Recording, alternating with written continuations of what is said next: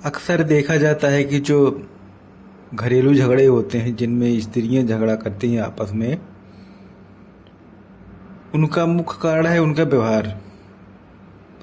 उनका व्यवहार ही एक दूसरे के प्रति नफरत पैदा करता है और लड़ाइयाँ होती हैं।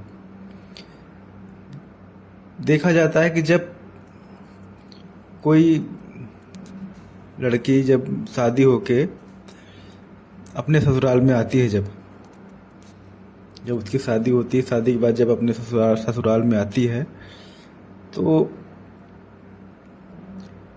सब लोग उसका जो है इस तरीके से स्वागत करते हैं कि एक दूसरे घर से नहीं, उनके घर का ही कोई सदस्य हो,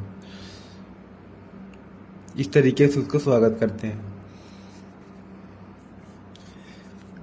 जब आती है, जब शादी होके, तो जिस घर में आती है उस घर का माहौल ही अलग रहता है, उस घर का चहल पहल ही अलग रहता है। यूँ समझ लो चारों तरफ खुशियाँ ही खुशियाँ रहती हैं उस घर में। सब लोग उसको पलकों में बिठाए रखते हैं, उसको पलकों में बिठाए रखते हैं, कोई उसको थोड़ा भी काम नहीं करने देते। उसका काम बल्कि दूसरे करते हैं कि तुम तो ऑर्डर मारो, क्या चाहिए। इस तरीके से उससे इस तरीके व्यवहार करते हैं।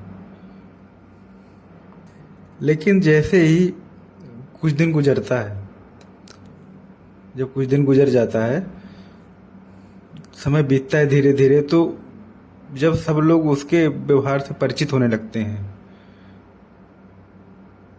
उसे क्या पसंद है, क्या नहीं है, क्या बोलचाल है उसकी, वो जो है सब उस लोगों को धीरे धीरे वो चीज़ से परिचित होने लगते हैं। जो उसके घर के लोग हैं, उसके ससुराल के जो लोग हैं, वो सब परिचित होने लगते हैं। अब यहीं पे होता ये है कि जब उसका व्यवहार से कुछ लोगों का व्यवहार जो है मैच करेगा, जैसे उसके ससुराल में कुछ लोगों का व्यवहार और उसके व्यवहार से मिल जाएगा, तो ठीक है, उसके लिए वो अच्छा हो जाएगा। अगर जिसकी व्यवहार से उसकी व्यवहार नहीं मिली, तो वहीं पे उसको बुरा बोल दिया जाएगा। यहीं पे ये जो मिसअंडरस्टैंडिंग होती है, यहीं से झगड़े की कलह की शुरुआत होती है। अब जब जिसके मैच हो रहा है तो ठीक है, जिसके व्यवहार मिल रहा है एक दूसरे से,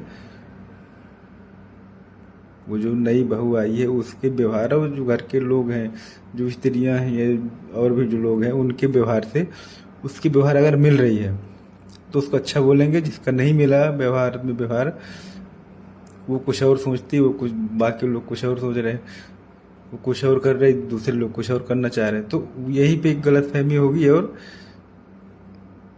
उसके पीछे उसकी बुराई करेंगे कि वो जो नई बहू आई है वो तो ऐसा है, वैसा है, ये नहीं, वो नहीं। तो यहीं से फिर जो है लड़ाई की शुरुआत होगी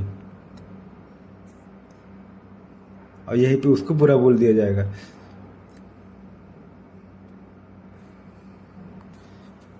जबकि एक ही व्यक्ति में सारे गुणों का होना लगभग असंभव है।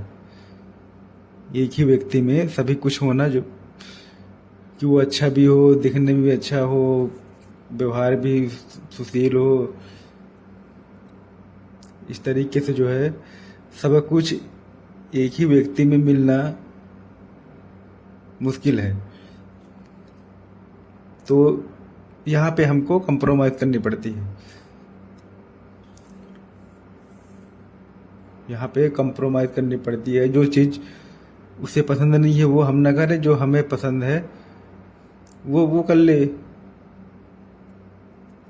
तो ये जो झगड़े वाली वजह है वो ख़त्म हो जाएगी।